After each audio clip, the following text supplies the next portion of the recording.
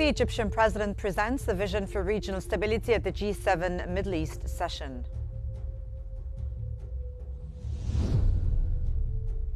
Trump says Iran deal is progressing steadily with details expected within days. And Lebanon says US-Iran understanding may ease tensions ahead of Washington talks.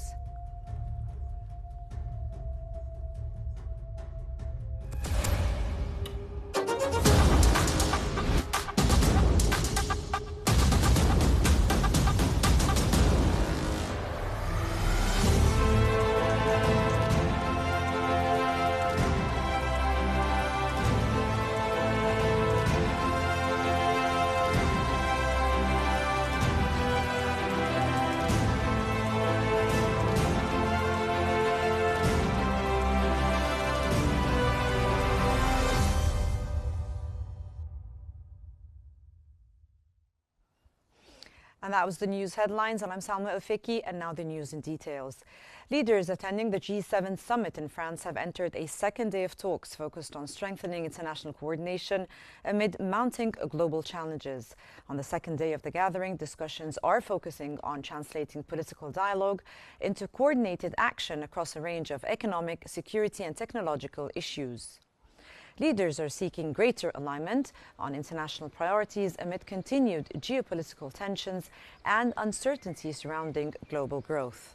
The talks are also expected to shape broader cooperation between major economies and partner nations in the months ahead.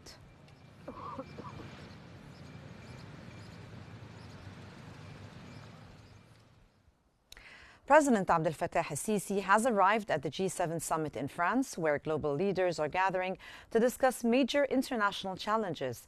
French President Emmanuel Macron welcomed President El-Sisi upon his arrival at the summit venue, which is hosting leaders of the Group of Seven alongside a number of partner countries.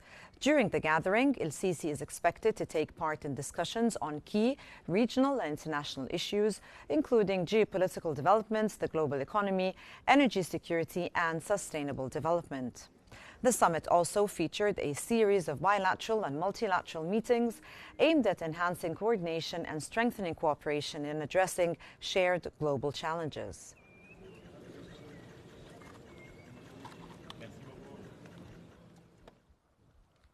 And the French presidency has said Egyptian President Abdel Fattah El-Sisi will have a strong and influential voice at the G7 summit in Evian, particularly on Middle East issues. And that comes as an Élysée source stressed Egypt's pivotal role as a major Arab and African power, noting its balanced position amid regional conflicts and its credibility in diplomacy.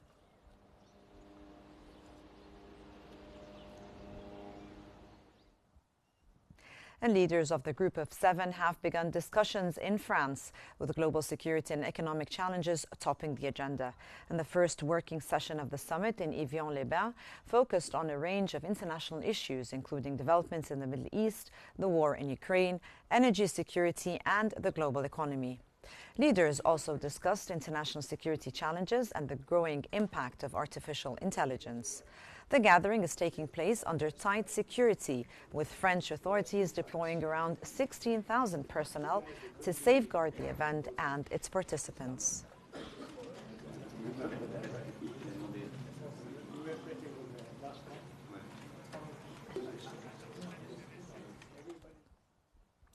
President Abdel Fattah El-Sisi has presented Egypt's vision for addressing regional challenges during a G7 session focused on Middle East stability.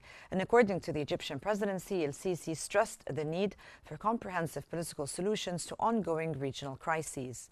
He reaffirmed Egypt's support for a two-state solution based on the June 4, 1967 borders, with East Jerusalem as the capital of a future Palestinian state, and called for the swift implementation of a peace plan for Gaza.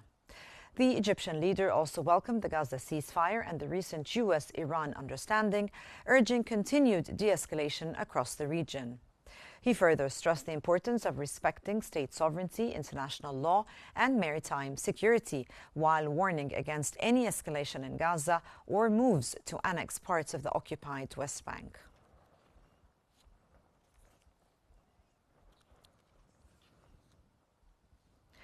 And beyond regional issues, President Abdel Fattah el-Sisi also held a series of meetings aimed at strengthening Egypt's partnerships with key international players on the sidelines of the G7 summit.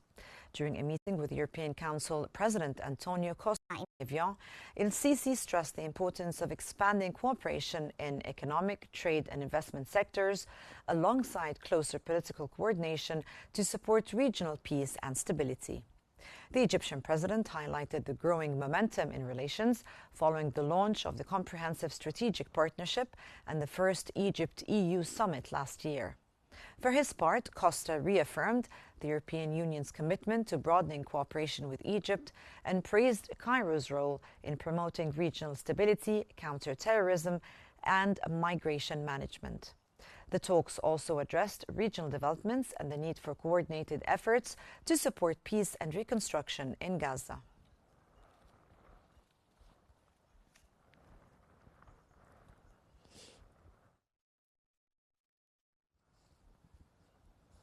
And President Abdel Fattah el-Sisi continued his meetings with senior European officials at the G7 summit, with economic cooperation and investment taking center stage during talks with European Commission President Ursula von der Leyen.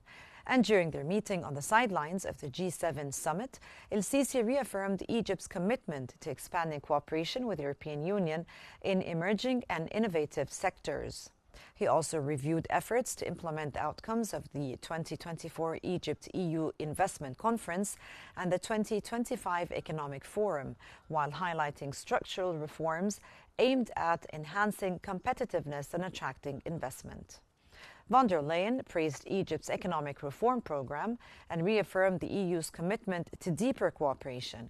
And the two sides also exchanged views on regional developments, with discussions covering the implementation of the Gaza ceasefire, support for regional stability, and efforts to advance political solutions to ongoing crises.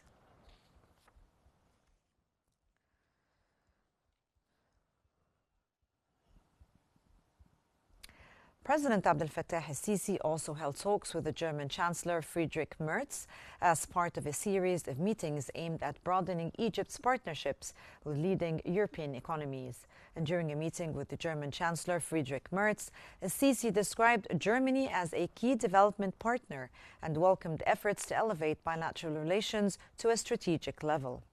The Egyptian president highlighted the resilience of the Egyptian economy despite regional and global challenges, while stressing the importance of expanding cooperation in clean energy, the green transition, vocational training, and skilled labor mobility. Merz praised the momentum in bilateral relations, describing Egypt as an important partner for Europe. The two leaders also exchanged views on regional developments and reiterated support for diplomatic solutions to ongoing crises.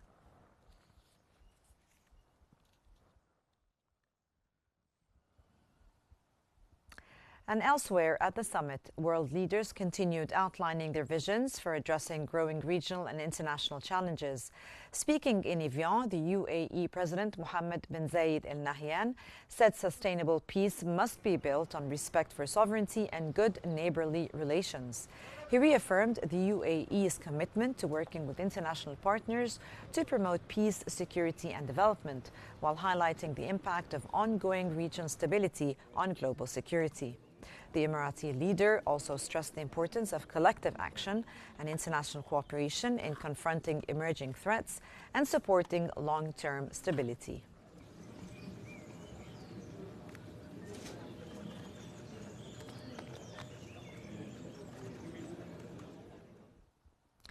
And one of the key developments drawing attention at the summit remains the evolving US-Iran agreement, which leaders view as a potential step towards easing regional tensions. Speaking on the sidelines of the G7 summit in France, US President Donald Trump and negotiations said are moving in a positive direction and suggested a final understanding could be reached rapidly.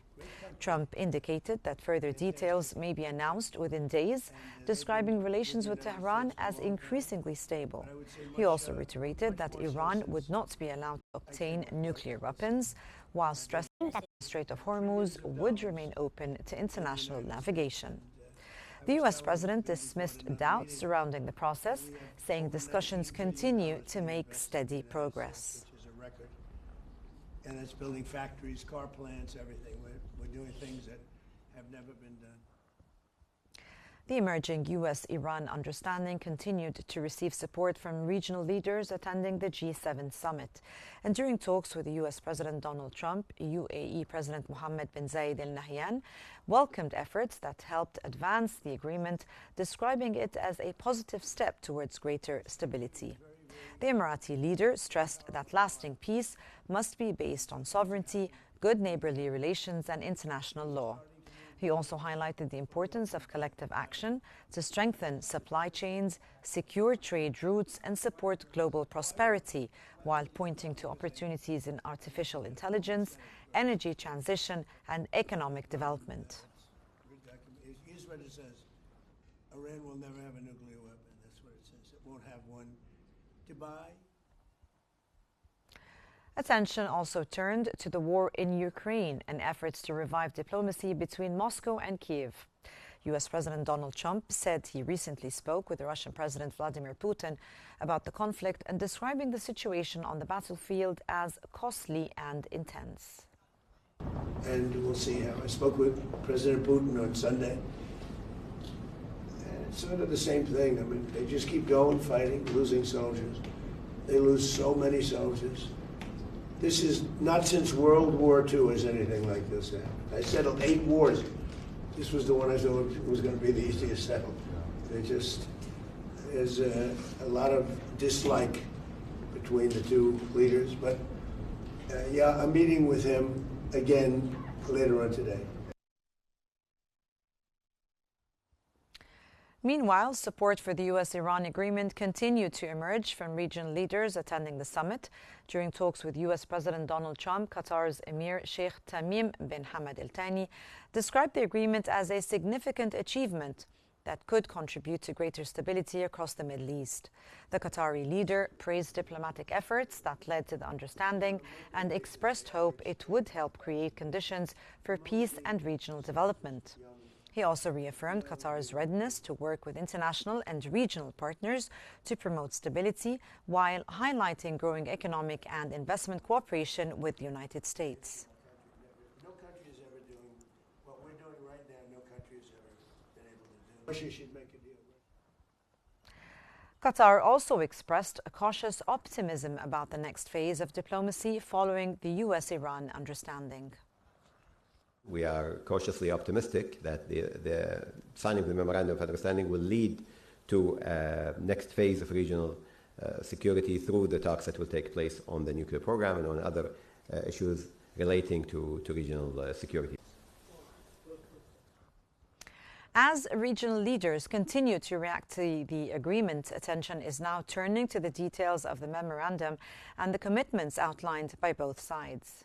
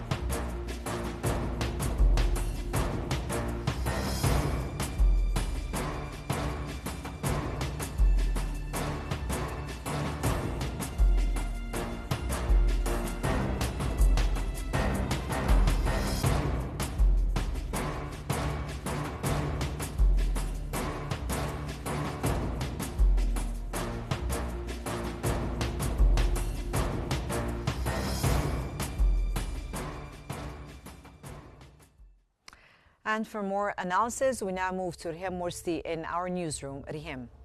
Thank you so much, Selma. To further analysis, we're joined from Washington, D.C. by the former Deputy Assistant Secretary of State for Near Eastern Affairs and the Senior Director at the Middle East Media Research Institute, Ethan Goldrich. Thank you, sir, for joining us this evening here on Qnews. Thank you. Happy to be here.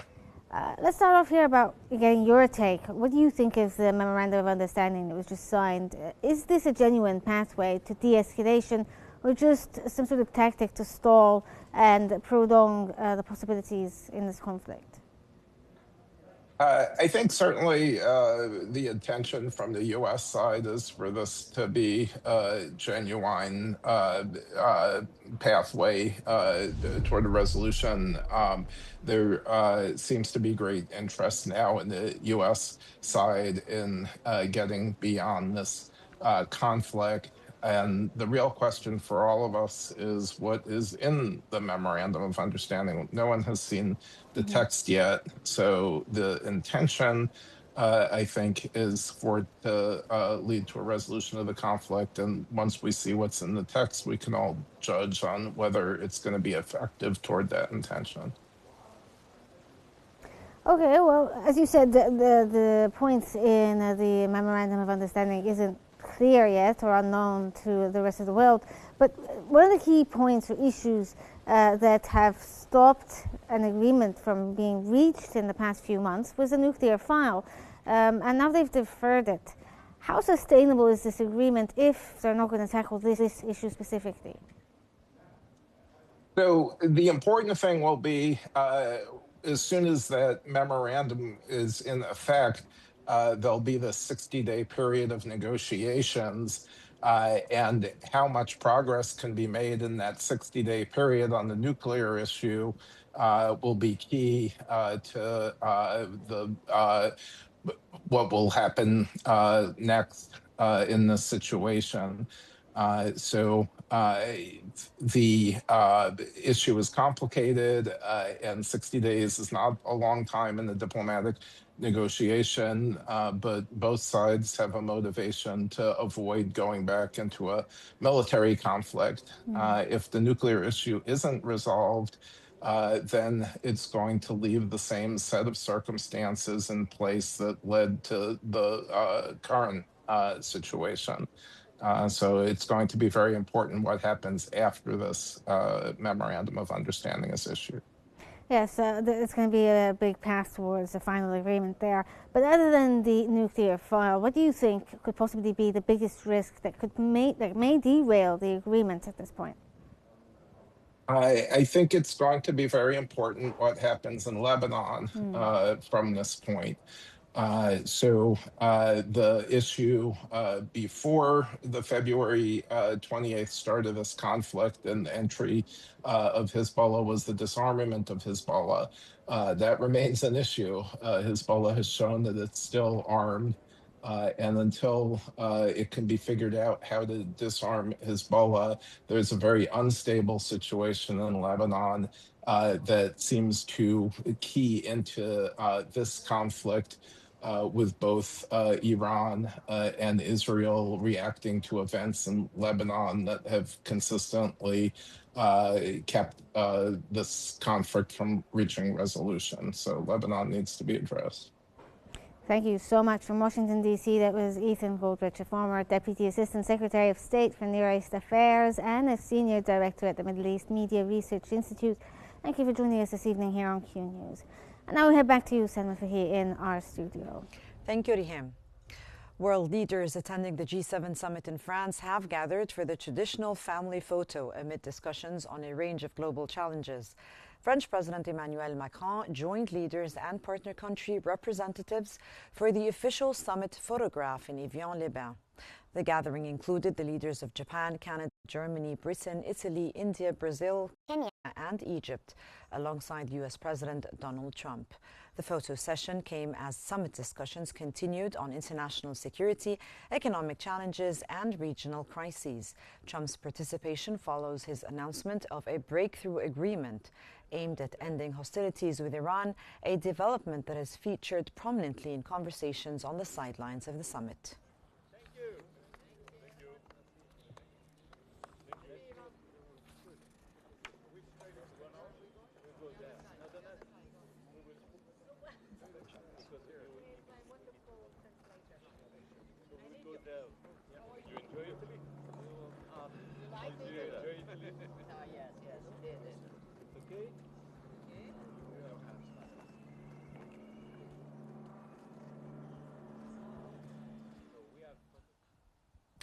Moving on, Lebanon's leadership says the recent US-Iran understanding could help reduce tensions and support efforts to end the conflict.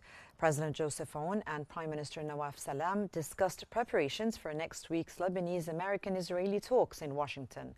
The two leaders described the US-Iran understanding as a positive development that could contribute to de-escalation and help bring the war to an end. They also reaffirmed Lebanon's position ahead of the talks, stressing the importance of maintaining the ceasefire, securing an Israeli withdrawal from Lebanese territory, and ensuring the deployment of the Lebanese army along the internationally recognized border.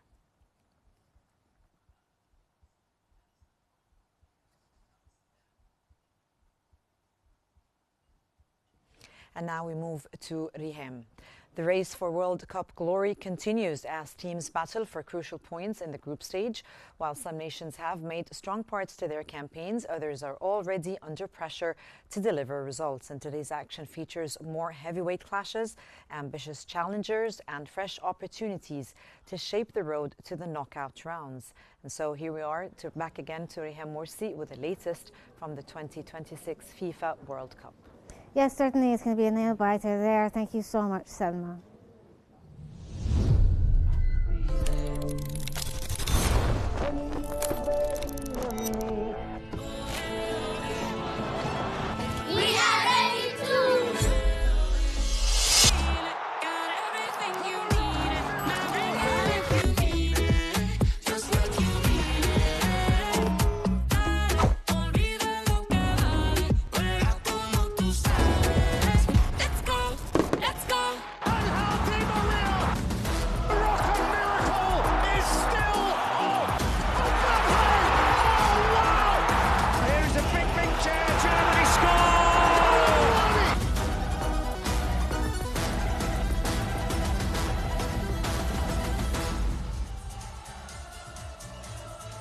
With the World Cup now in full swing, the excitement is extending far beyond the stadiums. In Egypt's new capital, thousands of fans are gathered at dedicated venues and entertainment zones to follow the action, creating a festival atmosphere around football's biggest tournament. From joint public screenings to family-friendly activities, supporters are coming together to celebrate the games and rally behind the national team as the World Cup continues. For a closer look at how the fans are experiencing the World Cup here in Egypt, we are joined there by Mona Musahi.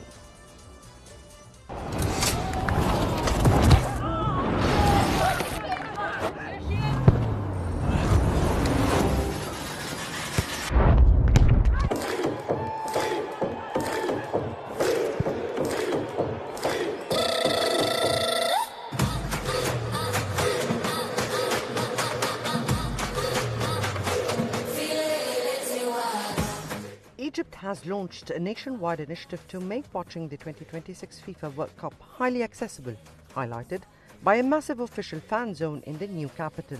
Matches are projected live on a record-breaking massive outdoor LED display in a venue that can absorb and accommodate hundreds of thousands of people. I think it's fantastic. I'm very impressed by the scale and how everyone is very thrilled about the event, and yeah, it's Tahia Bisser. The preparation of the event is very amazing, and the atmosphere also. It's very good. The mega fan zone, the country's marquee, is established at the Green River district, organized by the United Media Services, and has provided a premium festival experience with free public access to the venue for citizens, expats and tourists. I enjoy it very much. It was perfect, but the part where we get in was hard because of so many people. I'm so excited, and I wish to Egypt win. Egypt's Belgium match at the fan zone was an unforgettable experience. The atmosphere was electric and the energy of the crowd was vibrant from the first minute till the last. Worth mentioning that transport to the site is streamlined, with the local monorail system taking just 15 minutes to travel from New Cairo's El-Sisi Street directly to the fan zone.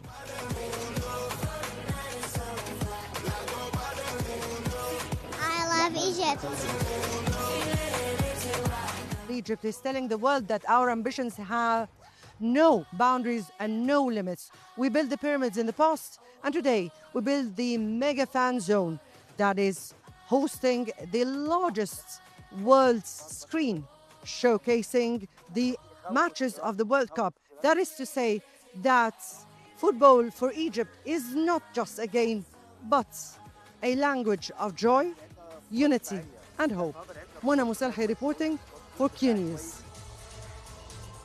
New Zealand fans have celebrated their team's draw against Iran in their opening World Cup match, and supporters across New Zealand cheered as the All-Whites secured a 2-2 draw against Iran in Los Angeles. Elijah just gave New Zealand an early lead after finishing a move created by captain Chris Wood, sparking celebrations among fans watching from Christchurch and other cities. The result leaves New Zealand still searching for its first ever World Cup victory after 7 matches at the tournament. Iran, meanwhile, remains in contention as they continue their bid to reach the knockout stage for the first time in their history.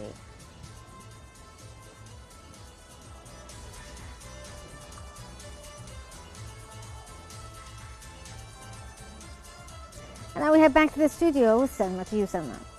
Thank you, Rihem. And that's all for now. But before we go, let's take a look at the top headlines making news this hour.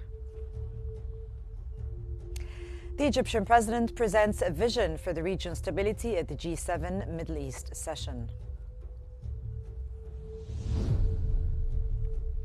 Trump says the Iran deal is progressing steadily with details expected within days. And Lebanon says US-Iran understanding may ease tensions ahead of the Washington talks.